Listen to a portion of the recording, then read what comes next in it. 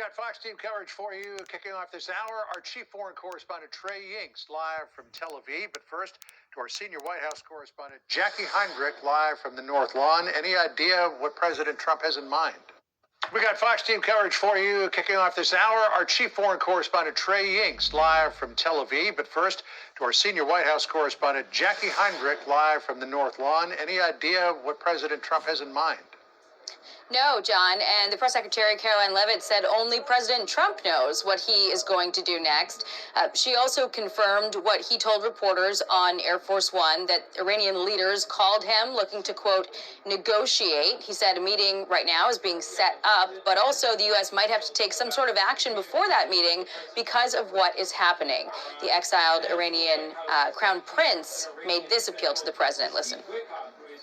Mr. President, you have already established your legacy as a man committed to peace and fighting evil forces.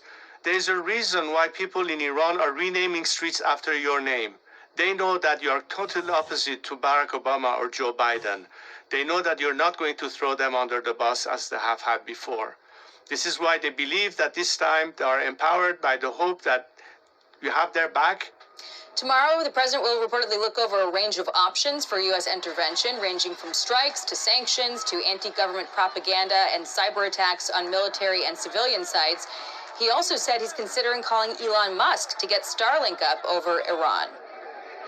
We're looking at it very seriously. The military is looking at it, and we're looking at some very strong options. We'll make a determination. Some of the protesters were killed through the stampeding. I mean, there's so many of them, and some were shot. We're getting a full report. I'm getting an hourly report, and we're going to make a determination.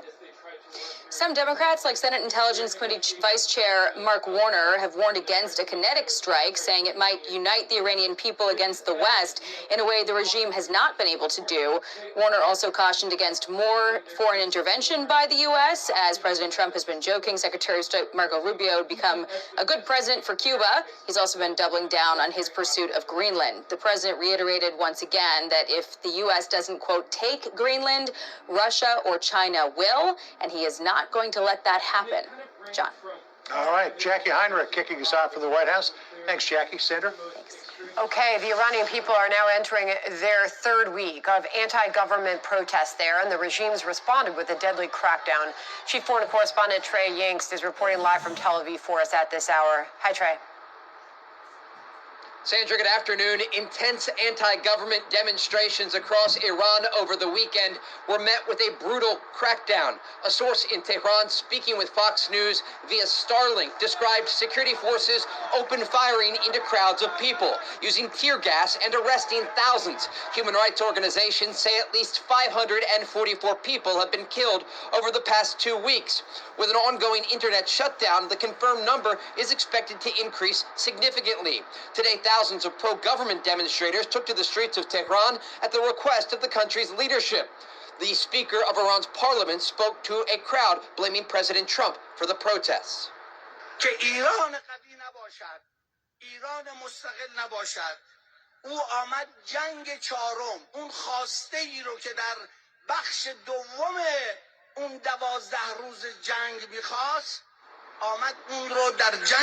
President Trump addressing the increase in violence when he was asked about this on Air Force One.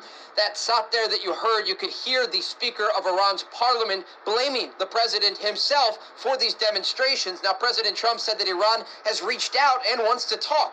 The president is reportedly weighing options about how to respond and support the demonstrators amid new threats from Iranian leaders about striking U.S. bases and Israel.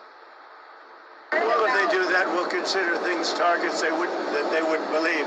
If they do that, we will hit them at levels that they've never been hit before. They won't even believe it. I have options that are so strong. So, I mean, if they did that, it'll be met with a very, very powerful force. Israeli officials are also closely monitoring the situation, with forces here on high alert. There are concerns that strikes could open a new war with Iran. We all hope that the Persian nation will soon be freed from the yoke of tyranny. And when that day comes, Israel and Iran will once again be faithful partners in building a future of prosperity and peace for both peoples.